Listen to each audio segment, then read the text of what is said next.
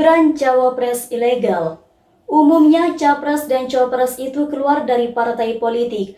Ada juga yang memang datangnya secara personal. Karena rekam jejak yang baik dan bagus dipilihlah dia menjadi capres ataupun cawapres.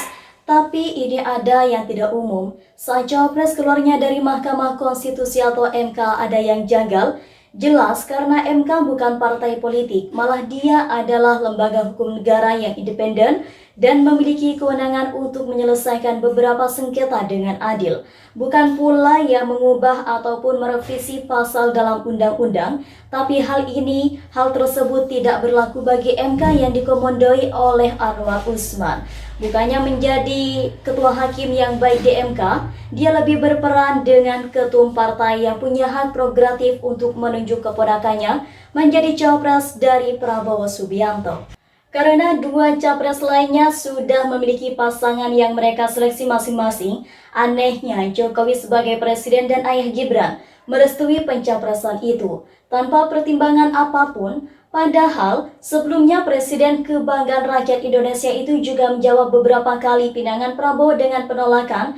Tapi mengapa akhirnya luluh dibujuk rayu apa Pak Presiden hingga bisa mengorbankan konstitusi negara? Anwar Usman sebagai iparnya yang membuka jalan Gibran jadi cawapres harus menjadi korbannya. Ya, dia dilaporkan oleh berbagai pihak telah melakukan pelanggaran kode etik dalam mengambil keputusan.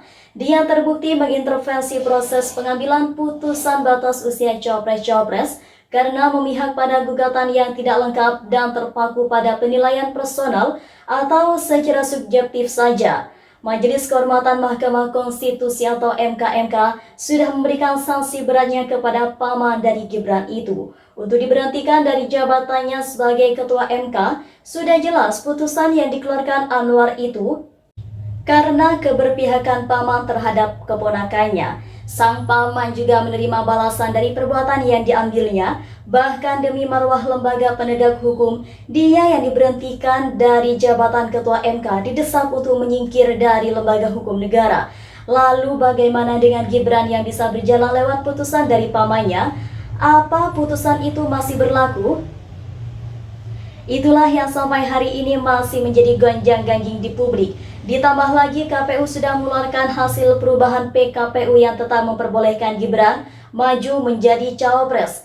Rujukannya tetap putusan dari MK yang janggal tadi. Sebelumnya lebih parah lagi karena tanpa revisi PKPU, mereka langsung memberlakukan putusan MK untuk syarat pendaftaran peserta kontestasi Pilpres. Semakin jelas bukan, jika sumber masalah utamanya ada pada putusan dari Anwar Usman, produk hukum yang dikeluarkan sudah jelas menyalahi aturan karena mengabaikan konstitusi yang berlaku. Akhirnya berangkat dari sana, lembaga lain tetap menganggap putusan itu sah di masa hukum.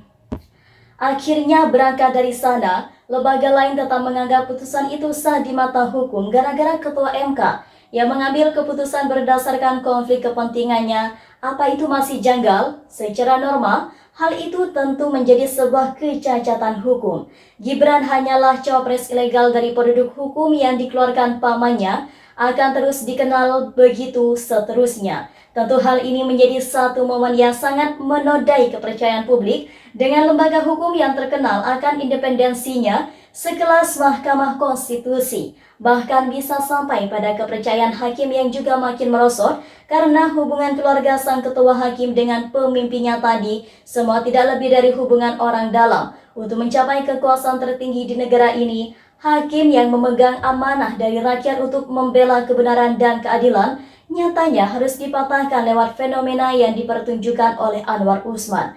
Gibran yang masih menikmati putusan itu sampai kapanpun menjadi simbol ketidakadilan di negara hukum ini.